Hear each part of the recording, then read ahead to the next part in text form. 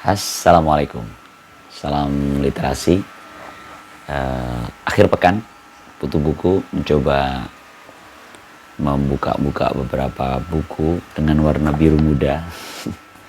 Ini ada buku terbit awal tahun ini, judulnya Peta Jalan Geopolitik Strategik Indonesia sebagai Superpower Baru.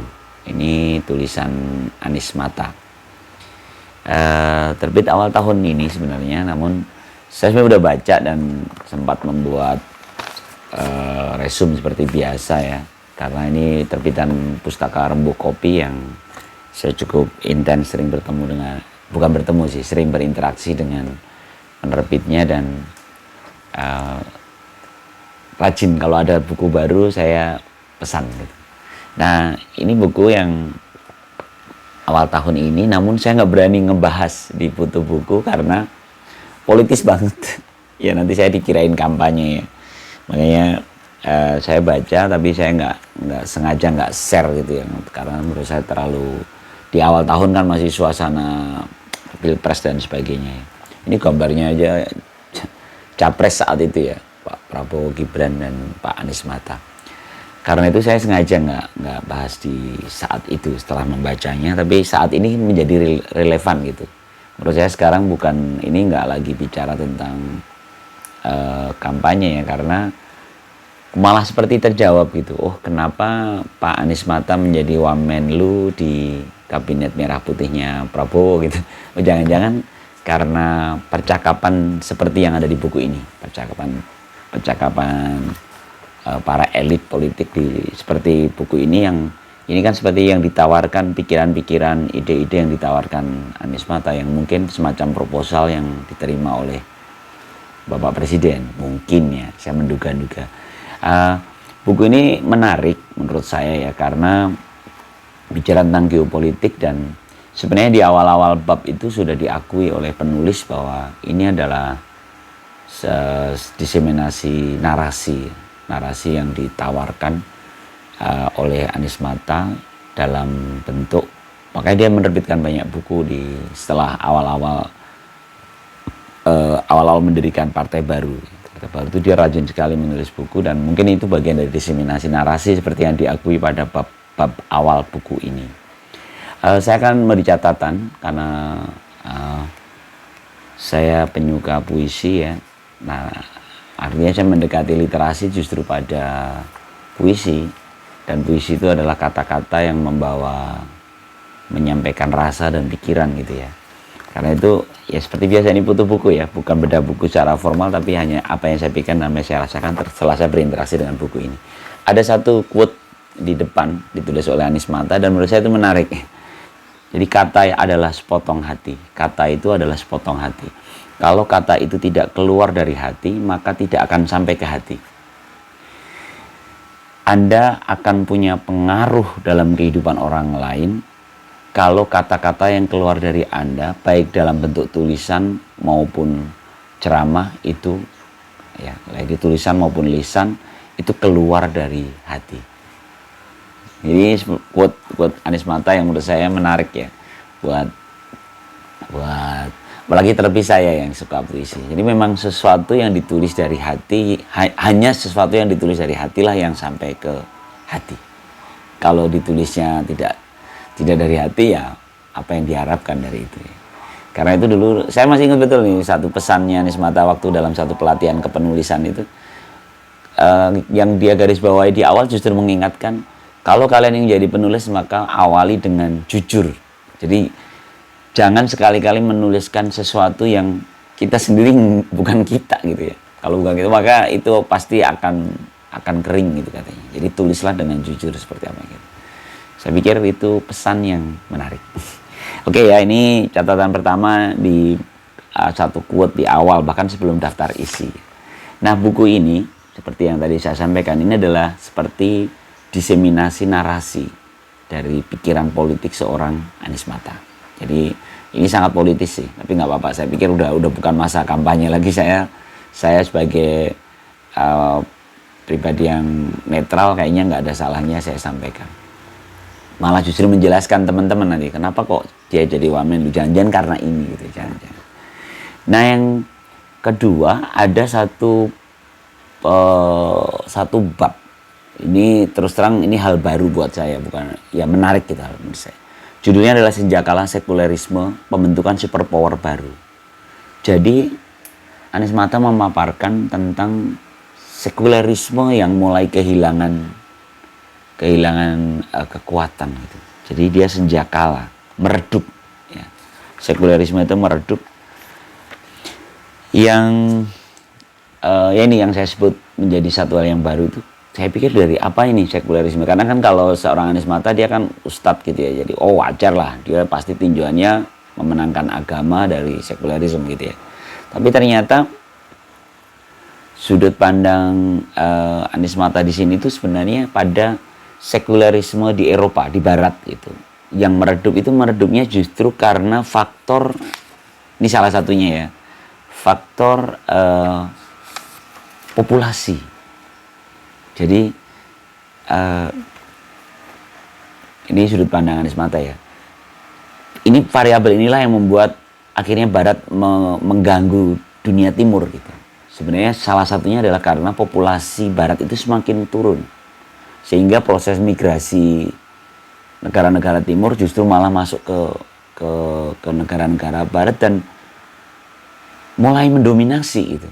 Teman-teman mungkin kalau mau cek-cek berita-berita beberapa tokoh-tokoh itu justru malah dari Timur yang mulai, karena populasi Timur yang lebih besar gitu. Dan ini menjadi keresahan negara Barat dan sebenarnya inilah senjakala gitu ya. Sehingga akhirnya ada negara-negara yang menjadi produk geopolitik. Jadi karena aspek-aspek itu tadi ya. Ini salah satu yang dia nukil kalau kata Anies Mata seringkali bahasan populasi ini tidak diangkat sehingga seolah-olah tema-tema terorisme dan sebagainya yang dijual oleh negara Barat itu seolah-olah tema-tema agama saja gitu. Padahal sebenarnya itu adalah terkait dengan pergeseran shifting peradaban Barat dan Timur ya. Karena faktor salah satunya populasi. Dan menurut saya itu satu yang gitu yang mencerahkan buat saya. Nah, di sini disampaikan juga tentang bagaimana negara-negara Arab Spring ya, Mesir, Tunisia, pergeserannya dan sebagainya. Terus negara-negara hub ya, negara-negara yang ditahan ya segitu-gitu aja, tapi itu menjadi sarana untuk nahan gitu ya. Di Singapura, Hong Kong ya, juga di Timur Tengah ada Uni Emirat Arab gitu.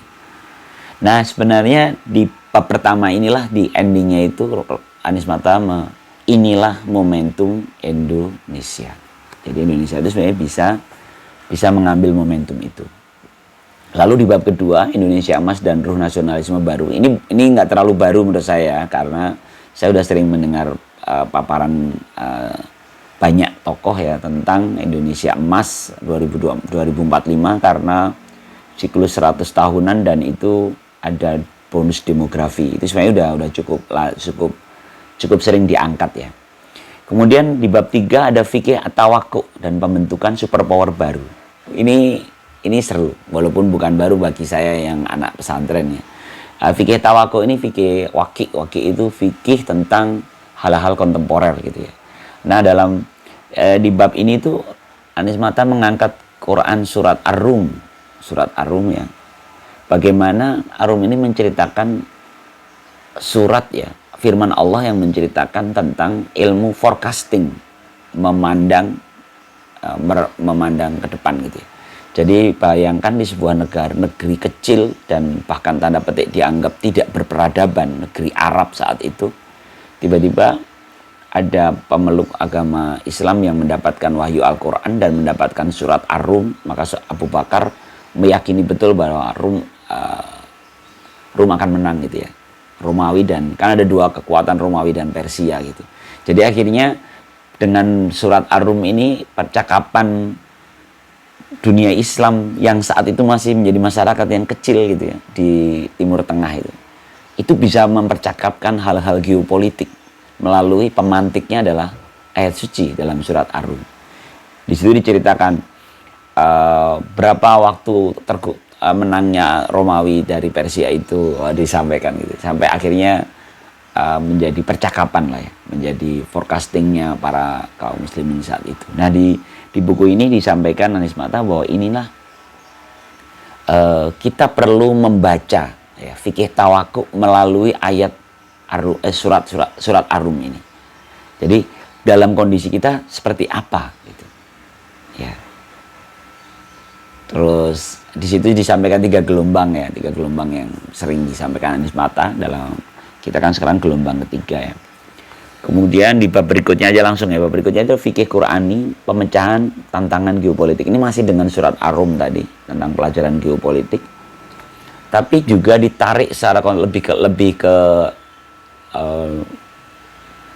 landasan teorinya ya. Anies Mata mengangkat jebakan Thucydides. Mungkin teman-teman kalau yang sudah mengenal Thucydides, dia seorang sejarawan ya. Sejarawan yang menulis tentang Athena dan Sparta kalau nggak salah ya, perselisihan 2 kekuatan gitu ya. Judul bukunya itu Peloponnesia War ya, Peloponnesia War, Sparta dan Athena. Ya banyak pikiran-pikiran Thucydides yang relate. Sekarang kita nyadar kalau di dunia politik ya, nah itu kan bener kata Thucydides gitu. Nah kalau di Anies Mata ini ternyata dia mengangkatnya pada jebakannya Thucydides. Jadi bagaimana kekuatan superpower yang tanda petik hampir seimbang itu membuat perselisihan ini menjadi lama, gitu, lama. Sehingga dunia akan gitu-gitu aja gitu. Akan nggak ada pemenangnya ya. Perang akan terjadi dengan kondisi yang sekarang yang berimbang, akan terjadi perang yang tidak akan ada pemenangnya gitu. Karena saling ketahan gitu ya. Nah, itulah makanya di bab 5-nya mewujudkan Indonesia sebagai superpower baru ini. Sebenarnya ini Anies Mata di bab ini dia cerita runut gitu dari Soekarno ya. Bagaimana Bung Karno, presiden pertama kita itu bisa menggrab ini bangsa Indonesia dengan tema merdeka. Merdekalah yang menyatukan kita, merdeka. Lalu ada Soeharto itu bisa membawa narasi pembangunan dan itu menyatukan bangsa gitu. Karena orientasinya pembangunan gitu. Dari awal memimpin pun Pak Harto terus menggulirkan narasi pembangunan sehingga dia disebut Bapak Pembangunan. Jadi pertama merdeka, narasi merdeka lah menyatukan kita, kemudian dilanjutkan dengan pembangunan, narasi pembangunan. Nah, Anies Mata menawarkan narasi baru. Setelah kita sekarang ini adalah narasi apa yang menyatukan kita adalah superpower baru. Jadi narasinya adalah bagaimana Indonesia menjadi kekuatan dunia. Langsung kita mungkin emang bisa gitu ya. Nah, di sini ada satu subbab Anies Mata menulis need for achievement. Jadi ada satu kebutuhan untuk pencapaian. Dan itu adalah sarana bangkitnya kita untuk ya bangkitnya bukan untuk ya, bangkit dari ketakutan untuk memiliki mimpi besar. Kan kita ini efek dari kolonialisme. Kita itu masih inferior gitu, bangsa inferior yang bahkan untuk bermimpi pun takut gitu. Nah, dari semangat pencapaian itulah yang harusnya kita keluar, kita bangkit untuk berani bermimpi. Nah, jarak waktu itu kalau kita mikirnya, ini Anies Mata emang optimis ya, jarak waktu itu seolah-olah kan wah panjang sekali nih gitu, tapi ternyata nggak linear. Jadi perubahan itu dalam pembacaan sejarah ya, itu tidak linear gitu. Terkadang tiba-tiba eksponensial perubahannya itu, karena variabelnya kan banyak ya. Ya termasuk yang disampaikan tentang tadi tuh superpower, jebakan Thucydides, itu bisa jadi menjadi pemantik melompatnya satu bangsa kecil seperti Indonesia ini menjadi bangsa besar gitu. Atau mengambil peran superpower dunia karena variabel eksternal tadi yang bisa jadi itu mendukung kalau kita ngerti triknya gitu. Lalu disinilah kita butuh man of moment.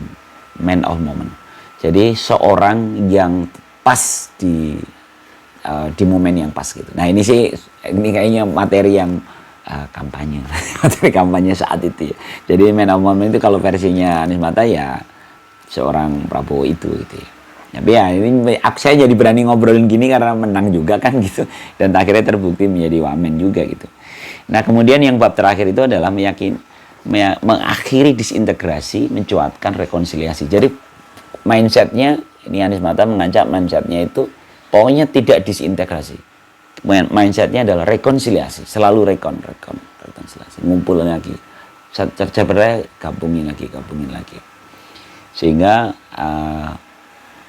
jalanan ke sana itu menjadi dimungkinkan. Bahkan termasuk peran dalam, di sini ditulis di bab terakhir tentang bagaimana peran Indonesia dalam konflik Palestina, disampaikan oleh Anies Mata di bab terakhir ini.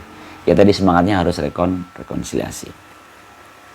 Kemudian udah terakhir itu ada indeks dan seperti biasa ya, buku kecil ini, buku cuma tipis banget ya, tapi indeksnya banyak ya, jadi referensinya Anies Mata cukup banyak ya, termasuk saya lihat sini bacaannya yang bukunya tadi Tucidides tadi ada di sini, terus beberapa